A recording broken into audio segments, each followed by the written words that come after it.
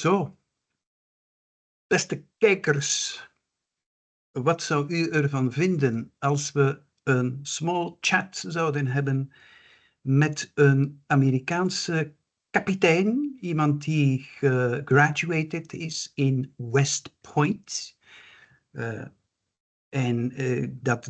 Als zou blijken dat die persoon dan ook nog een specialist is in Afrikaanse literatuur. Want wij spreken met Christopher Hebert. En hij is gedoctoreerd in 2024 op een mooi en zeer interessant en modern onderwerp. En dat heet Ecological Trauma in Contemporary African Literature in English. Wel, dat gaan we dus doen. Hij heeft zijn doctoraat gemaakt voor professor Inge Brinkman, want dit is een doctoraat in de Afrikaanse talen.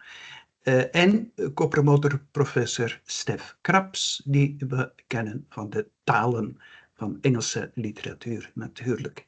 Dus het is een hele mooie combinatie. Maar eigenlijk is het onderwerp iets wat een Germanist goed kan interesseren. Hallo, Mr. Hebert, Captain. How's America? How's America these days? We hear a lot of you. It's it keeps going. Yeah, every day a new day, and every day something new coming from the States, right? Mm-hmm.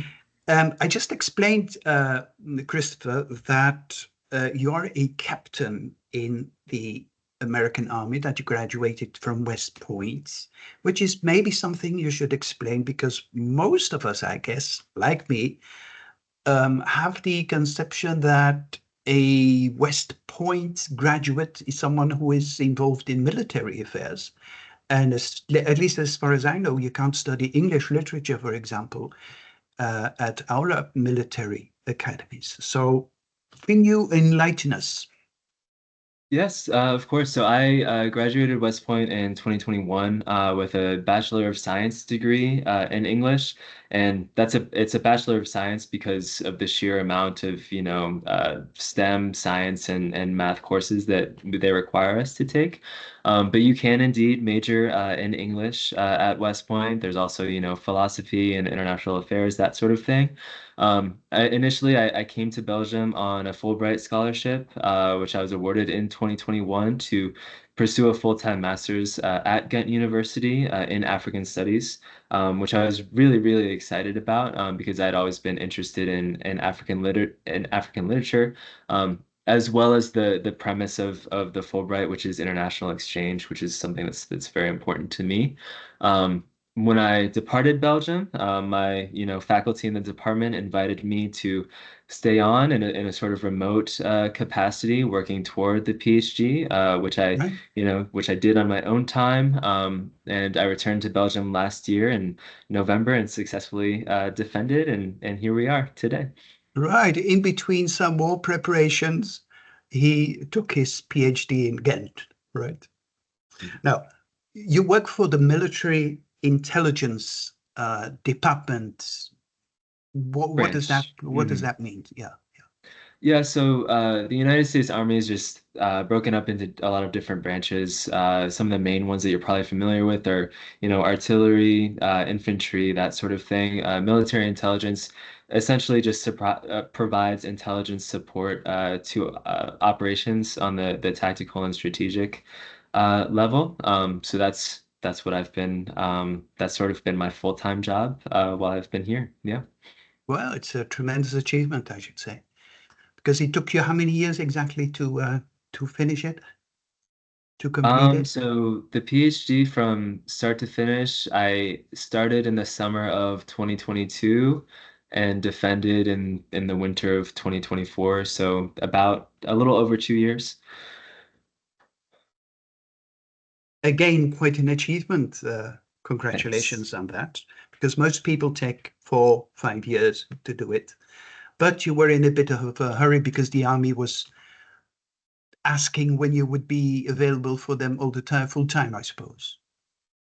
No, so I worked in the army the whole time, full time. I'm not sure that the army necessarily knows or cares what I did in my sort of academic free time.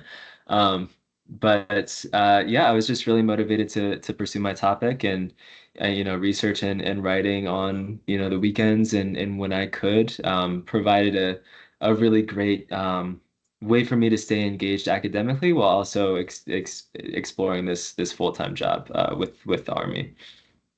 You make it sound so very simple, Christopher. I propose that the people who see this in our publicity department, for example, use your clip to make some publicity for getting your PhD in Ghent. Okay, now some serious business. Yeah, the title is Ecological Trauma in Contemporary African Literature in English. Ecological trauma. Can you tell us in simple lay terms what the PhD is about? Yeah, so my PhD really started from the idea that there are two sort of very large subfields of literary criticism. Some of the subfields of literary criticism that people might be most familiar with might be, Marxist theory or post-colonial theory. There's also literary trauma theory and eco-criticism. Literary trauma theory is really concerned with issues of trauma and representation or the witnessing of trauma. Testimony to trauma in literature, that sort of thing.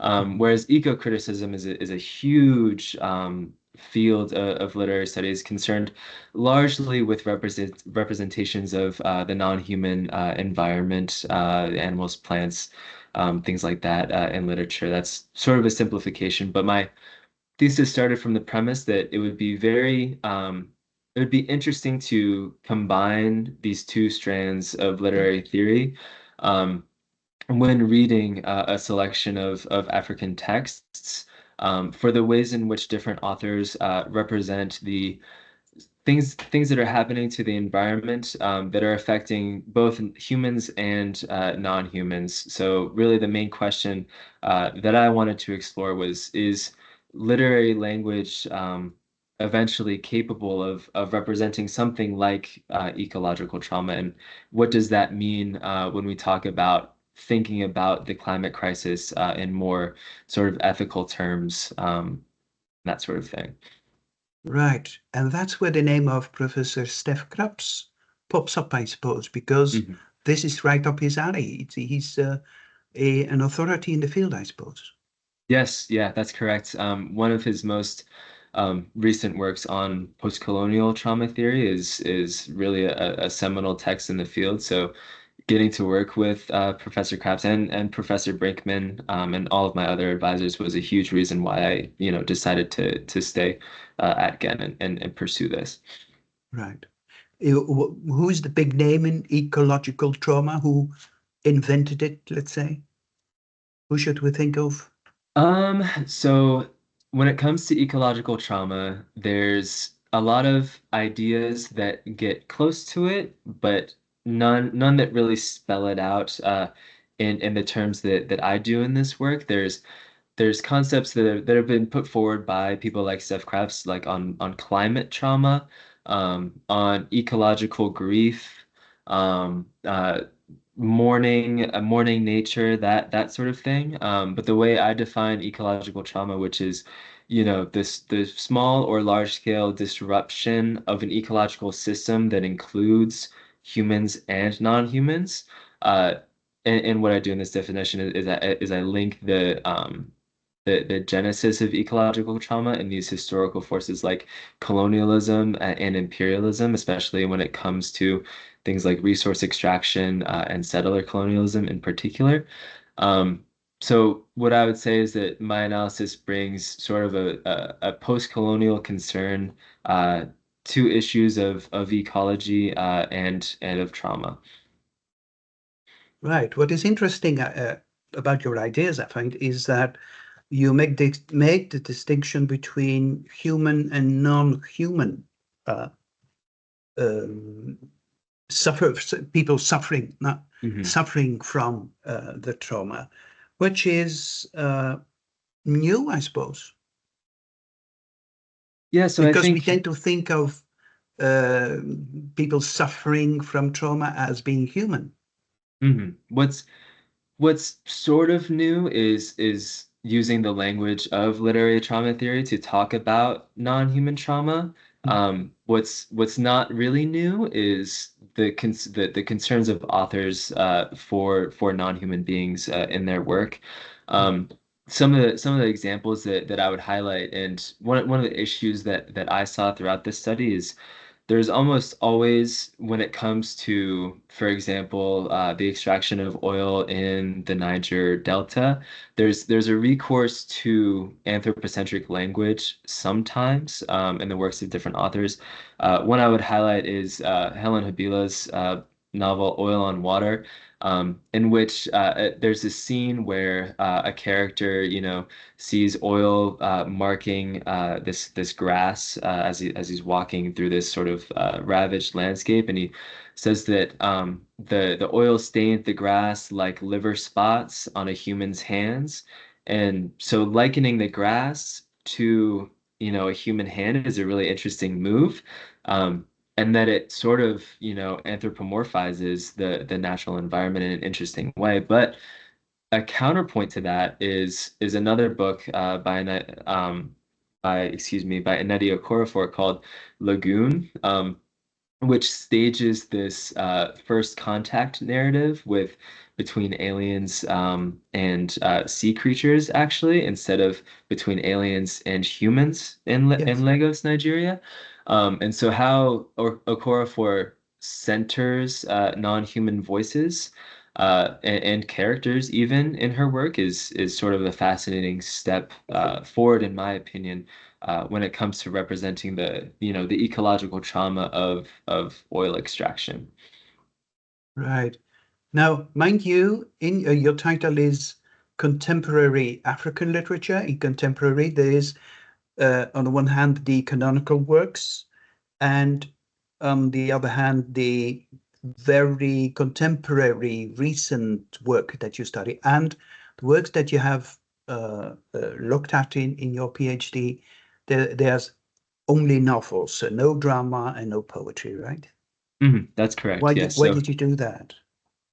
So I think in my upbringing as a student of literature was almost always through the novel form, and so that's the form that's sort of closest to me and I'm most familiar with. Mhm. Um, when it comes to questions of poetry and film, yes, I have some experience in Okay. analysis and criticism in that end, but nowhere near enough to get to the level of depth that I wanted to in this project. So that's why I really focused on novels. And in hindsight, I think contemporary is probably not the best word to describe the period that I'm looking at. For example, when it comes to American literature, a lot of people will say contemporary is anything past World War II.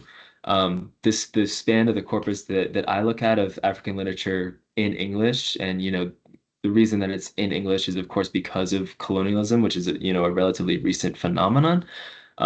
Especially British and British colonialism in particular.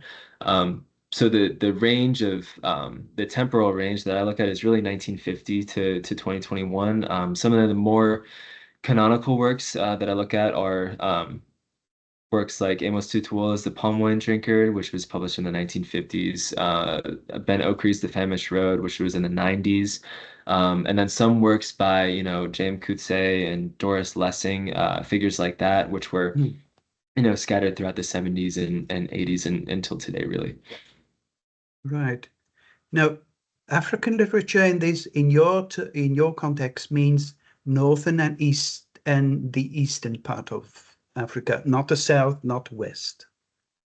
So the geographical, so my thesis was structured generally in terms of geographical regions. So the first part of my thesis focused on literature from West Africa, really particularly Nigeria. There was one work, How Beautiful We Were by Imbolo Mbue.